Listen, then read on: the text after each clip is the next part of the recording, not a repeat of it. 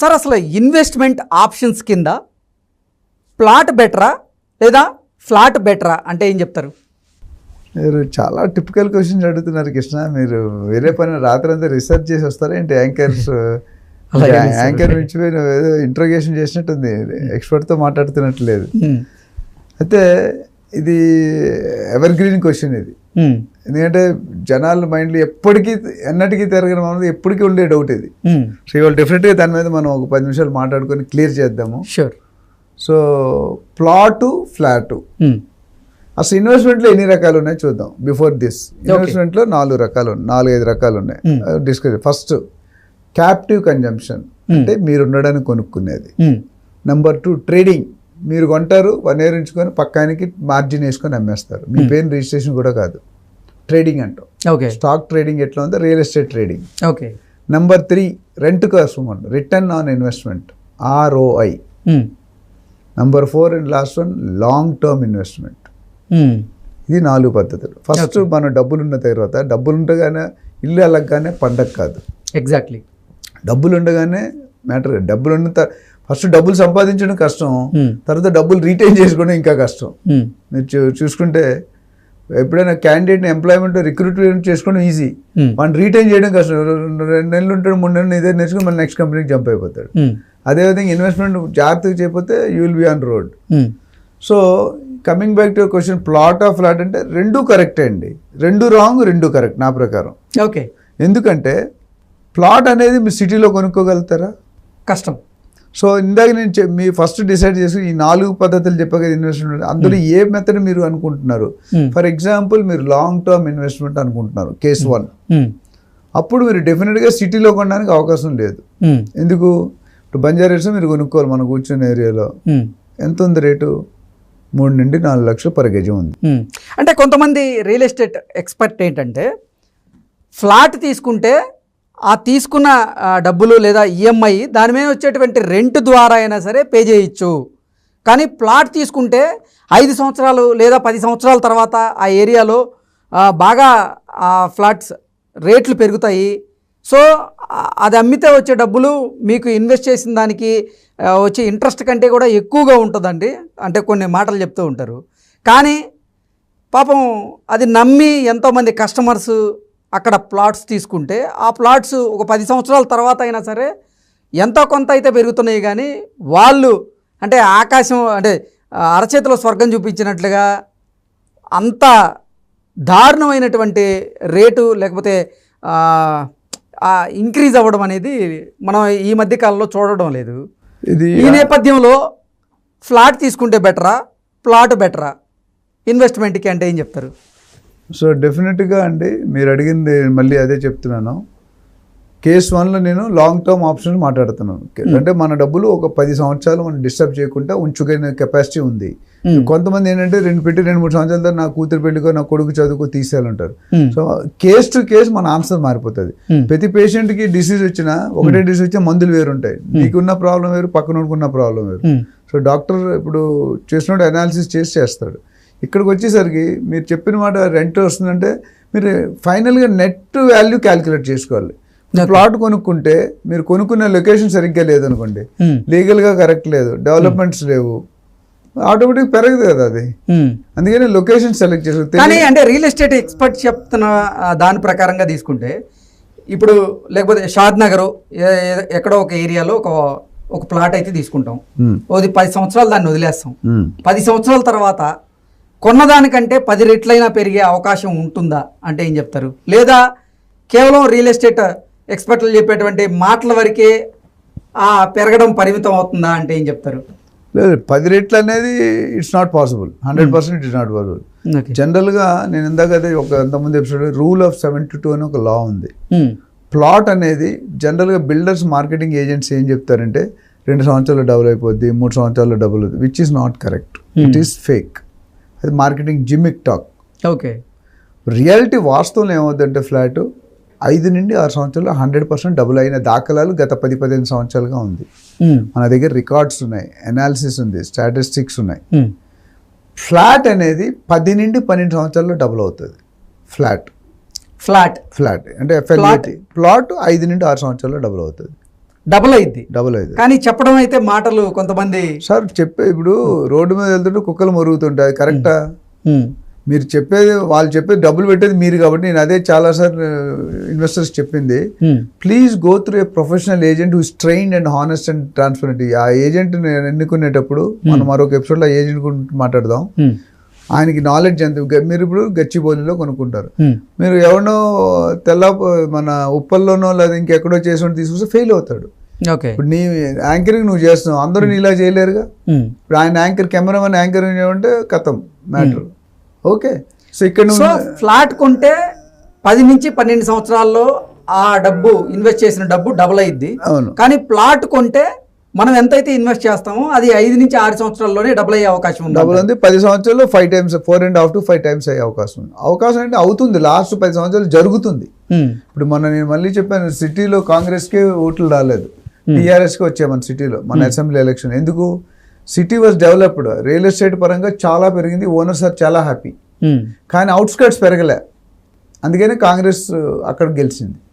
Okay, so reason అది. Real estate పరంగా మనం బాగా అధిగమి, అంటే అన్ని సిటీస్ మించిపోయి ఉన్నాం మనం. ఇప్పటికీ మందే lower price. So coming back to your question, plot మీద మీకు అడ్వాంటేజ్ ఏంటి, డిసడ్వాంటేజ్ అంటే మీరు ప్లాట్ 50-60 కిలోమీటర్ దూరంలో, షాద్నగర్ అంటే 50 కిలోమీటర్లు, అక్కడ డెవలప్మెంట్స్ ఏమున్నాయి? Shadnagar is upgraded from gram panchayat stage to municipality stage, number 1. దానికి ముందు, దానికి తర్వాత ఇండస్ట్రియల్. ఇప్పుడు ముందు కొత్తూరు, నందిగామ, లెఫ్ట్ సైడ్ మేకాగూడ, ఫ్రంట్కి Balanagar, right side Polepalli SEZ, airport, ఓఆర్ఆర్కి డిఫరెన్స్ 15-20 minutes డ్రైవ్, సిటీకి 1 hour డ్రైవ్. ఇన్ని ఫ్యాక్టరీలు, 2 లక్షల ఎంప్లాయ్మెంట్ క్రియేట్ ఉంది అక్కడ. MSN pharma, Natco, Microsoft, Amazon ఇవన్నీ వచ్చేసాయి ఆల్రెడీ. ఇన్ని ఉన్నాయి కాబట్టి అక్కడ గ్యారంటీ పెరుగుతుంది. యాక్చువల్లీ 6 years కూడా ఎక్కువ, నేను ఎక్కువ చెప్తున్నాను లోపల. ఈవెన్ 4 to 5 years కూడా డబుల్ అయ్యారు, బట్ మ్యాక్సిమం 6 years. ఫ్లాట్కి వచ్చేసరికి మీరు అన్నది ఒక క్వశ్చన్ అడిగారు, రెంట్ వస్తుంది కదా అన్నారు. మీరు ఫ్లాట్ ₹1,00,00,000 పెట్టుకుంటే ఫ్లాట్ రెంట్ ఎంత వస్తుంది మీకు ఏమైనా ఐడియా ఉందా? ₹1,00,00,000 పెట్టుకుంటే 20,000 వస్తాయి ఎక్కువ రెంట్, అంతకంటే ఎక్కువ రాదు. సంవత్సరానికి ఎంత ఉందండి ఇన్కమ్? 2.5 లక్షలు. 5 సంవత్సరాలకి ఎంత అయిందండి? 12.5 లక్షలు. 6 సంవత్సరాలకి ఎంత అయింది? 15 లక్షలు. ప్లాట్కి నేను ఏం చెప్తానండి, మీరు కొన్న ₹1,00,00,000కి 15 లక్షలు వచ్చింది రెంట్. ఎన్ని సంవత్సరాల్లో? 6 సంవత్సరాల్లో. 15 20 లక్షలు వచ్చాను. ఇప్పుడు ఎవ్రీ ఇయర్ కొద్ది పెరిగి ఎస్కలేషన్ ఉంటుంది కదా, 15 లక్షలు 20 లక్షలు అయింది. కానీ నేను ప్లాట్కి ఏం చెప్తున్నా, డబుల్ అవుతుంది. అంటే ₹1,00,00,000 2 కోట్లు. ఇప్పుడు మీ దగ్గర కనిపిస్తుంది తేడా. ఫ్లాట్కి 20-25 కంటే రెంట్ రాదు, మీరు కావాలంటే చెక్ చేసుకోండి. 2 to 3% రిటర్న్. అలాంటిది ఇక్కడ ఇయర్లీ 18-20% రిటర్న్. కాకపోతే మంచి ప్రాపర్టీ, మంచి లొకేషన్, మంచి బిల్డర్, మంచి ఎమ్యూనిటీస్తో పాటు కొనుక్కోవాలి. దీనికే మీరు అడ్వైస్ దగ్గరికి రావాలి. నాలాంటి వాళ్ళు చాలామంది ఉన్నారు, మరి నా దగ్గర రావచ్చు, నాలాంటి వాళ్ళ దగ్గరికి వెళ్ళొచ్చు. అడ్వైస్ తీసుకొని వస్తే మీకు ప్రాపర్గా గైడ్ చేస్తాను. హైదరాబాద్లో అన్ని ఏరియాలు పెరగలేదు, మళ్ళీ నార్త్ జోన్లో పెరగలేదు, ఈస్ట్ జోన్లో పెరగలేదు, వెస్ట్ జోన్లో, సౌత్ జోన్లో పెరిగాయి. ఎందుకు? గవర్నమెంట్ ఫోకస్ ఇన్ఫ్రాస్ట్రక్చర్ పెట్టింది. అందుకని రేవంత్ రెడ్డి గారు ఏమన్నారు, అంతకుముందు మెగా ప్లాన్ చేసాం HMDA 2030, దేనికి? హైదరాబాద్కి చేసాం. ఇప్పుడు ఏం చేస్తున్నారో తెలుసా? తెలంగాణకు చేస్తున్నారు. Mega plan for Telangana state. Rameshwar Rao గారు, రేవంత్ రెడ్డి గారు ముఖ్యమంత్రి అయిన తర్వాత రియల్ ఎస్టేట్ రంగంలో వచ్చినటువంటి మార్పులు ఏంటి అంటే ఏం చెప్తారు? ఇది మీరు ఇచ్చిన 2-3 నిమిషాల్లో చెప్పడం చాలా కష్టం కృష్ణ. పర్లేదు, బ్రీఫ్గానే మనం డిస్కస్ చేద్దాం. సో ఫస్ట్ ఆయన సీఎం అవగానే ఫస్ట్ ఆయన అన్నది ఏంటంటే, I'm a realtor, I'm real estate agent, real estate నా సొత్తు, నా పేటెంట్ అన్నాడు. నేను చేసినట్టు రియల్ ఎస్టేట్ గత ముఖ్యమంత్రులు ఎవరు కూడా రియల్ ఎస్టేట్ రంగం నుండి రాలేదు. నేను ఒక్క సీఎంనే రియల్ ఎస్టేట్ రంగం నుండి వచ్చాను. నేను ఇప్పుడు కాదు, 10-15 సంవత్సరాల క్రితమే కోకాపేటలో 15 కోట్లు పెట్టి ఎకరం కొన్ని విల్లాస్ చేశాను, ట్రేడింగ్ చేశాను అన్నారు. అది ఫస్ట్ స్టేట్మెంట్ నేను గమనించింది. వాస్తవానికి అది కరెక్ట్. ఆయన రియాల్టర్గానే స్టార్ట్ అయ్యాడు కెరియర్. చాలా పార్ట్నర్షిప్స్తో చేశారు. రెండోది ఏమన్నారంటే, ఫార్మాసిటీ రద్దు చేస్తున్నాను అన్నాడు. ఫార్మాసిటీ రద్దు నుండి షిఫ్ట్ చేస్తున్నాను అన్నాడు. షిఫ్ట్ చేస్తుందని ఫార్మా విలేజ్ క్లస్టర్స్ అన్నాడు. దాని తర్వాత ఫార్మా విలేజెస్ అన్నాడు. సో మొదటికి లాస్ట్కి చూస్తే దిర్ ఇస్ కంపారిజన్. ఎందుకంటే జనాల్లో వ్యతిరేకత. ఇప్పుడు ఫార్మాసిటీ 20,000, 19,300 ఎకరాలు, అందులో దాదాపు 12,000 ఎకరాలు అంతవరకు ల్యాండ్ పూలింగ్ అయిపోయింది. కొన్ని కంపెనీస్ ఆపరేషన్స్ స్టార్ట్ అయినాయి, ఒక 50 కంపెనీలు సైన్ చేసినాయి. ఓ 3,000 ఎకరాల్లో గేటెడ్ కమిటీ అంటే ఎవరైతే ల్యాండ్ పూలింగ్ ఇచ్చారో వాళ్ళకి ఒక 1,000 ఎకరాలు, తర్వాత ఎంప్లాయీస్ ఒక 3,000 ఎకరాలు గేటెడ్ కమిటీ ప్లాన్ చేశారు. అప్పట్లో సబితా రెడ్డి గారు, కేటీఆర్ గారు ఓపెన్ చేశారు pharma city. So Amazon data centre already ఫంక్షనింగ్లోకి వచ్చేసింది. సో ఇప్పుడు మీరు ఫార్మాసిటీ తీసేస్తే వాళ్ళ పరిస్థితి ఏంటి అనేది పెద్ద క్వశ్చన్ మార్క్. అందుకని ఇప్పుడు లేటెస్ట్గా ఏమన్నారంటే మొత్తం తీయం, ఎందుకు తీస్తున్నాం కారణం చెప్పాడంటే శంషాబాద్ ఎయిర్పోర్ట్ మనకు చాలా దగ్గరలో ఉంది. ఫార్మాసిటీ పెడితే మొలాసెస్ అని బై ప్రొడక్ట్స్ కొన్ని పొల్యూషన్ బాగా క్రియేట్ అవుతారు, ఈకో ఫ్రెండ్లీగా ఉండదు, మొత్తం నీళ్ళని కాలుష్యం అయిపోతే శంషాబాద్ చుట్టూ కూడా బాగా డెవలప్మెంట్ అంటే అందుకనే ప్రజలకి ఇబ్బంది ఉంటుంది తీసేస్తాను అన్నాడు. అయితే నాకున్న కొద్దిగా ఇన్ఫర్మేషన్ వరకు ఒక 3,000-4,000 ఎకరాలు అక్కడే ఉంటుంది, ఫార్మా క్లస్టర్ ఒకటి వస్తుంది. అలాంటి 8-10 clusters across the Telangana state వస్తాయి. అంటే ఓఆర్ఆర్ తర్వాత RRR లోపు ఆ జోన్లో గ్రోత్ కారిడార్లో వస్తుంది. ముఖ్యంగా ఆయన మన నిమ్స్ దగ్గర, వికారాబాద్ దగ్గర, జైరాబాద్ దగ్గర కొన్ని ఏరియాస్ ఐడెంటిఫై చేయమని చెప్పారు అధికారులకి. సో ఈ ఫార్మాసిటీ అనేది మొత్తం తీసేయడం జరగదు, రద్దు చేయరు, షిఫ్ట్ చేస్తున్నారు. క్లస్టర్గా విలేజెస్గా చేసేసి సెటిలైట్ టౌన్షిప్ ఒక విభాగం అయితే దాంతోపాటు ఈ ఫార్మాసిటీ. సో రెండింటికి కొద్దిగా డిస్టెన్స్. వికారాబాద్ అనేది 100 కిలోమీటర్ పైన ఉంది. సో దూరంగా ఉంటుంది, సిటీ మెయిన్ సిటీకి దూరంగా ఉంటుంది. సో ఆ కాలుష్యం అనేది కొద్దిగా తగ్గుతుంది. ప్లస్ ఇండస్ట్రీస్ కూడా ఏవైతే పర్మిషన్ ఇస్తారో ఈకో ఫ్రెండ్లీ అంటే పొల్యూషన్ ఎక్కువ లేకుండా పొల్యూషన్ తక్కువ క్రియేట్ చేసినట్టు చెప్పమని చెప్పాడు. సో ఆ విధంగా వర్కౌట్ చేస్తున్నారు. సో అది రెండోది. మూడోది మెట్రో రైల్ రూట్ మార్పు చేశారు. అమెరికన్ కౌన్సిలేట్ ఇటు పటాన్చెరు, మియాపూర్ నుండి అటు ఎల్బీ నగర్ అక్కడ పెరగడం తాలూకు ఆలోచించి కొన్ని డైవర్ట్ చేసి కొన్ని తీసేసాడు, కొన్ని పెంచాడు. సో దీనివల్ల ఏమవుతుందంటే ట్రాన్స్పోర్టేషన్ ఇప్పుడు ఓల్డ్ సిటీకి అంతకుముందు ఎప్పుడు మెట్రో అనే మాటే లేదు. ఇప్పటికీ అక్కడికి వెళ్తే అదొక గందరగోళం ఉంటుంది, ట్రాఫిక్ ఎంత కంజెషన్ ఉంటుంటే గంట సేపు పడుతుంది ఒక గోషామాల చౌరస్తా చూసుకుంటూ. సో ఇప్పుడు ఏం చేశారంటే ఆ ఓల్డ్ సిటీ వాళ్ళు కూడా ఫెసిలిటీ క్రియేట్ చేశారు. గచ్చిబౌలి ఇప్పుడు ఐటీ కారిడార్ కొద్ది ఇదైనా వాళ్ళందరూ కొద్ది స్టేజ్ అయ్యి కార్లు ఇట్లా వచ్చేసి ఓఆర్ఆర్ ఎక్కడో మొదలు పెట్టారు. కానీ ఓల్డ్ సిటీకి ఆ పాసిబిలిటీ లేదు. సో అందుకని ఓల్డ్ సిటీని కూడా కలిపి తీసుకొని వచ్చి ఆ మెట్రోని అక్కడి వరకు ఎక్స్టెండ్ చేశారు. అదేవిధంగా నెక్స్ట్ స్టేజ్ ఏం చేశారంటే RRRని చాలా వేగవంతం చేశారు. అంతకుముందున్న గవర్నమెంట్కి, బీజేపీకి, టీఆర్ఎస్కి సరైన ఇది లేకుండా ప్రాబ్లం ఉండి ఎక్కువ పొత్తు సరిగ్గా లేకపోవడం, ఫండ్స్ రిలీజ్ చేయడంలో కానీ కొద్ది పర్మిషన్ తేవడంలో కానీ కొద్దిగా వెనకబడ్డారని చెప్పాలి. ఇప్పుడు ఈయన వచ్చిన తర్వాత మన ముగ్గురే వెళ్ళారు, డిప్యూటీ సీఎం పొంగులేటి శ్రీనివాస్ రెడ్డి గారు వెళ్ళి మొత్తం దాన్ని ఒక ధ్యేయంగా తీసుకుని ఒక గోల్గా పెట్టుకొని ఫాస్ట్ ట్రాక్లో పెట్టి 3 నుండి 5 సంవత్సరాలు కంప్లీట్ చేస్తామని వాగ్దానం స్టేట్మెంట్ కూడా ఇవ్వడం జరిగింది. 10,000 కోట్ల పైన ఫండ్స్ శాంక్షన్ చేయడం అయింది. తర్వాత మిగతా ల్యాండ్ పూలింగ్ సగం 50%, 60% ల్యాండ్ పూలింగ్ అయిపోయింది. మిగతా ల్యాండ్ పూలింగ్ అవ్వడానికి డైరెక్షన్ ఇచ్చారు. అది ఎందుకు ఆగిపోయిందంటే RRR యుటిలిటీస్ ఎవరు మెయింటైన్ చేయాలనే రభస జరిగింది. స్టేట్ గవర్నమెంట్ పెట్టుకోవాలా, సెంట్రల్ గవర్నమెంట్ పెట్టుకోవాలని.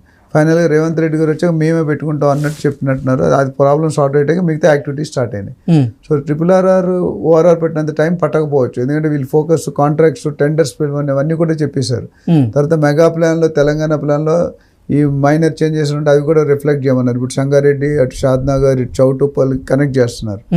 సో ఆ విధంగా చూసుకుంటే కనుక సో వర్క్ నాకు తెలిసి 5 సంవత్సరాల్లో డెఫినెట్గా ఒక హాఫ్ పార్ట్ మొత్తం 330 కిలోమీటర్ స్ట్రెచ్ ఉంది. సో 182 మీరు చూసుకుంటే దానికి నేషనల్ హైవే స్టేటస్ అడిగారు. నెక్స్ట్ ఇది కంప్లీట్ అయితే దీన్ని కూడా అడుగుతారు. ఒకసారి నేషనల్ హైవే స్టేటస్ వచ్చిందంటే that is all together different. Okay, ఎందుకంటే మన స్టేట్ హైవేస్ వేరు, నేషనల్ హైవేస్ వేరు. నేషనల్ హైవేస్ రికగ్నిషన్ కానీ, ఫండ్స్ కానీ, మెయింటెనెన్స్ కానీ మీరు చూసుకుంటే స్టేట్ హైవే రోడ్స్కి, నేషనల్ హైవే రోడ్స్కి కొద్ది తేడా ఉంటుంది. అవును. సో నేషనల్ హైవేస్ ఇప్పుడు మీరు చూసుకుంటే మీకు ఆ డిఫరెన్స్ తెలిసిపోతుంది.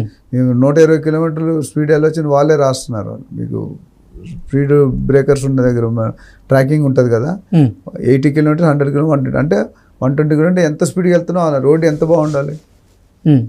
సో ఇవన్నీ కూడా ఇప్పుడు ఇంకోటి అంటే హెచ్ఎండిఏ పరిధి పెంచుతున్నారు. హెచ్ఎండిఏ పరిధి అంటే అంతకుముందు హెచ్ఎండిఏ ఎంతవరకు ఉండేది 30 to 60 కిలోమీటర్స్. ఇప్పుడు ఏదైతే RRR వరకు ఎండ్ వరకు పెంచుతాను అంటున్నాడు ఆయన. City limits GHMC almost 25-30 kilometre main city నుండి ఓఆర్ఆర్ వరకు జిహెచ్ఎంసీ, ఓఆర్ఆర్ నుండి ఇప్పుడు RRR వరకు హెచ్ఎండిఏ చేస్తున్నాడు. డిటీసీపీ ప్రాంతాన్ని హెచ్ఎండిఏ చేస్తున్నాడు. దానివల్ల ఏమంటే రేట్లు పెరుగుతాయి, హైక్ అవుతుంది, గవర్నమెంట్కి రెవెన్యూ పెరుగుతుంది. ఒకసారి అన్ని విన్ విన్ సిచ్యువేషన్. సో ఆ హెచ్ఎండిఏ పెంచడం వల్ల డెవలప్మెంట్ ఫాస్ట్గా అవుతాయి. ఓకే.